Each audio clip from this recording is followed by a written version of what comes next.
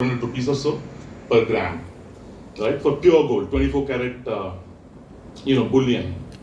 Uh, but if you go into our stores, any of the stores here, any of the organized retailers, I think today's rate for 24 karat is just north of 6,113 rupees or so. So the differential of about 700 rupees, which is there on 1 gram of gold, is really the problem. That's the problem, yeah? So it is very lucrative and a good incentive for someone who wants to kind of, bend the law and do all that they do to, take the chance and, get that gold into the country. So that's where it is. So for a kilo of gold, if you do a simple math, somewhere between 5 lakhs to 6 lakhs is on the table.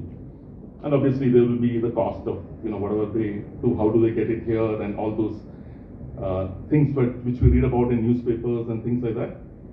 So all of that happens, right? So that's where the incentive is. That 5 lakhs which is there is what needs to be brought down to a figure which is manageable and which is competitive for us in the industry who are purchasing this gold, paying the proper GST and then converting the ornaments and paying the rentals, giving employment to all our people in air-conditioned stores and doing marketing and all of that stuff.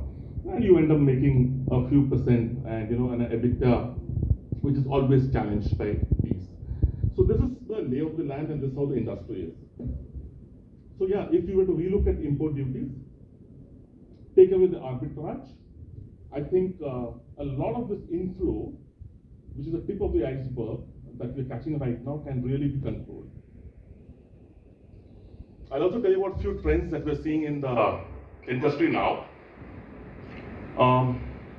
You would see a lot of wholesalers which are coming up, right? And selling at very low margins to consumers. And really, the question needs to be asked, and these are trends, I'm sure the authorities can go and check facts and things like that. So really need to check how these are operating and, does it make economic sense to operate at these kind of margins?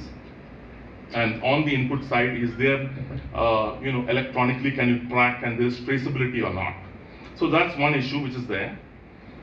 The other is this whole issue about trading without bill, yeah? And I know authorities crack down on it and all kinds of things happen. Why is this happening? Why is the consumer looking at picking up a product without bill? While ITRs today, when you file the returns, you need to file the details of the jewelry that you own and all of this, and there are clear provisions and clear guidelines are laid out there, but still individuals do it, and some traders maybe proliferate in that. So there are some good things also that have happened in the industry in terms of trend. UPI, the rise of UPI, digital payments, we are seeing that going up significantly at our stores, right? So you see more usage of credit cards, actually more debit cards now, and credit cards, and then UPI, right? So that's helping, and that's a good, and government has encouraged that, and we appreciate it. And HUID. HUID is, hallmarking unique identification number with the BIS standard and set. And all the products in Bhima today are HUID compliant. And it costs money. Each product you need to spend 45 rupees to take it, and it is off circulation from the store. You're not able to rotate your stocks. It goes to an independent center, HUID is done, and it comes back to the store, and then you sell it to the consumer. So if you're a consumer, please ask for HUID. And HUID has tracking in the BIS website, and you can check out the traceability and where the stocks come from. Are all retailers and unorganized trade doing that? Is a question, and that needs to be looked at by the right competent authorities.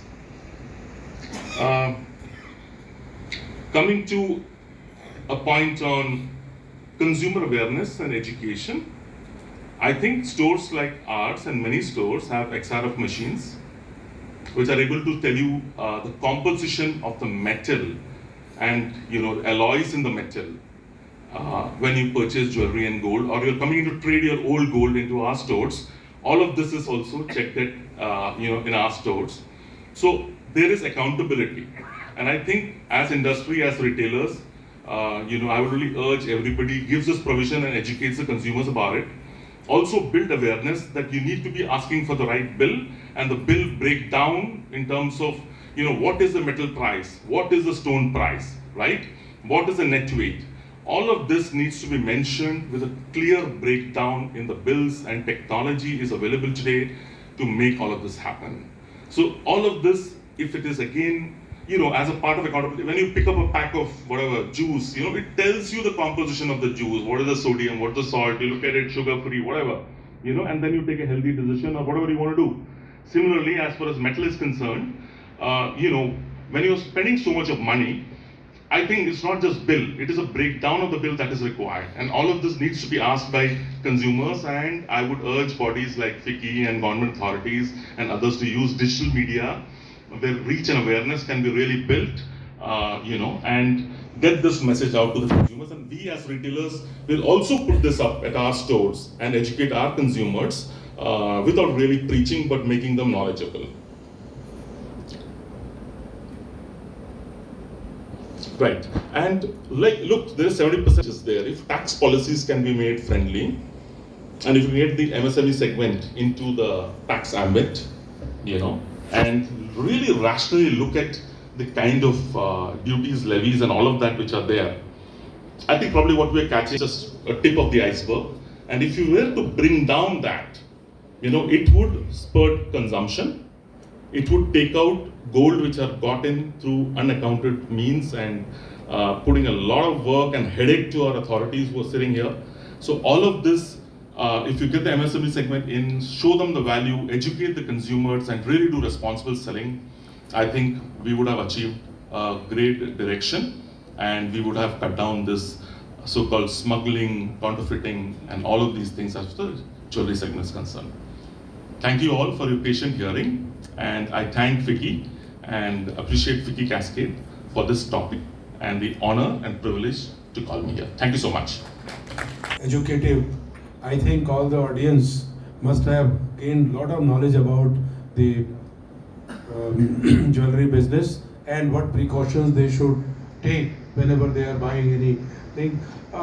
Yes, government is doing its part, and you must also be doing, but it's just a suggestion that your guild, your association should come out with more details for the public consumption, so that when they go in the market to buy any jewels, you have disclosed so many good things about your business practices. Let this be known to the public by your periodical or regular advertisements to benefit everybody, all the consumers. The consumers are happy, you will be happy. What you have suggested, my advice would be to keep the inventory intact and also updated, because when you are having input A, B, C, and suppose some agency comes, so it should match. Document should be available, and also now we are having GST, so please, my advice is to file returns timely, so that these records can be shown to agency. Thank you. So we have a hand-to-hand reaction. May I now request Mr.